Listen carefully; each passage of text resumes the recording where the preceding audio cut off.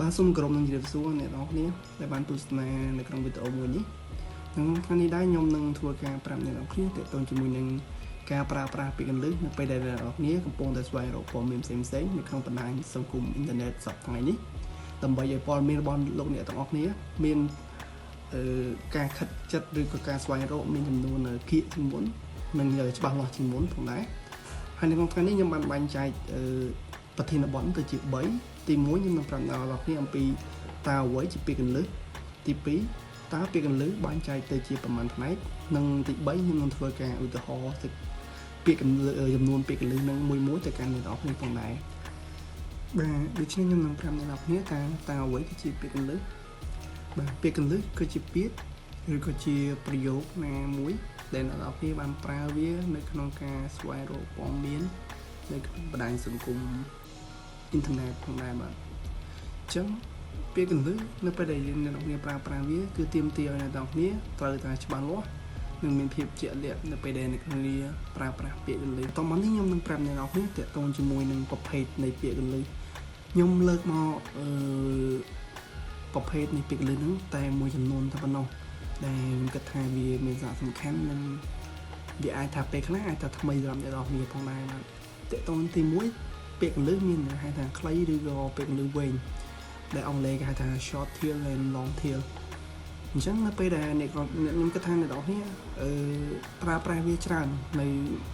បច្ចុប្បន្ននៅពេលដែលអ្នកគ្នាកំពុងតែធ្វើការស្វែងរកព័ត៌មានអ្វីមួយគឺពាក្យខ្លីនិងពាក្យវែងឧទាហរណ៍ថាពាក្យខ្លីអ្នកគ្នាវាយទៅលើពាក្យថានំខេតឬក៏ពាក្យសត្វឆ្មា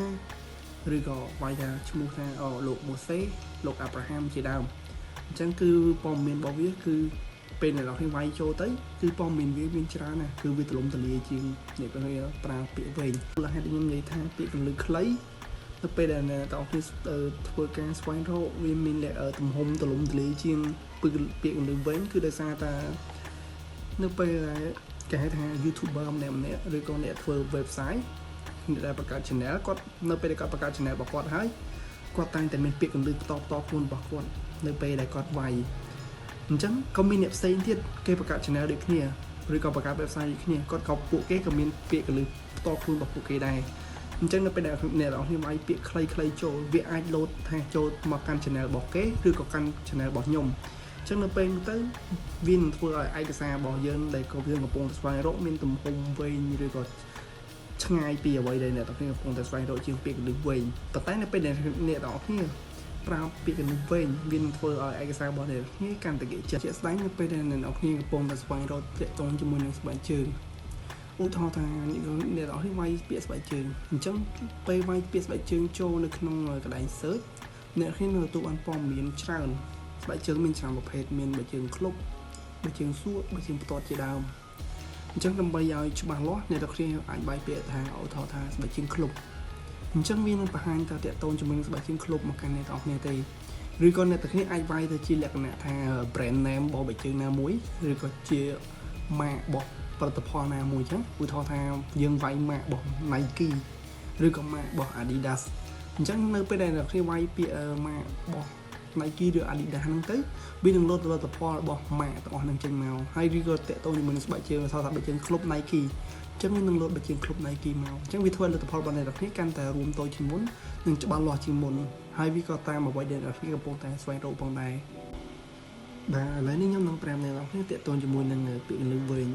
ពាក្យកន្លឹះវែងវាជួយឲ្យព័ត៌មានរបស់អ្នកទាំងអស់គ្នាគឺរកបានកាន់តែឆាប់រហ័សនិងងាយស្រួលជាងមុន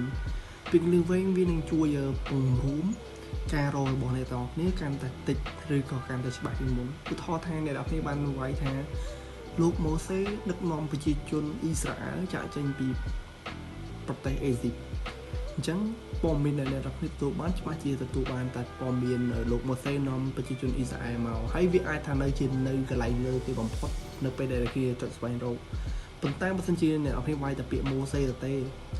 អញ្ចឹងវាអាចលោតផ្សេងតាក់ទងជាមួយនឹងលោកម៉ូសេអាចថាជាចម្រៀងអាចថាជាពេលម៉ូសេគាត់នៅជាកុមារឬក៏ជាទារកនៅទឹកដីអេស៊ីបហ្នឹង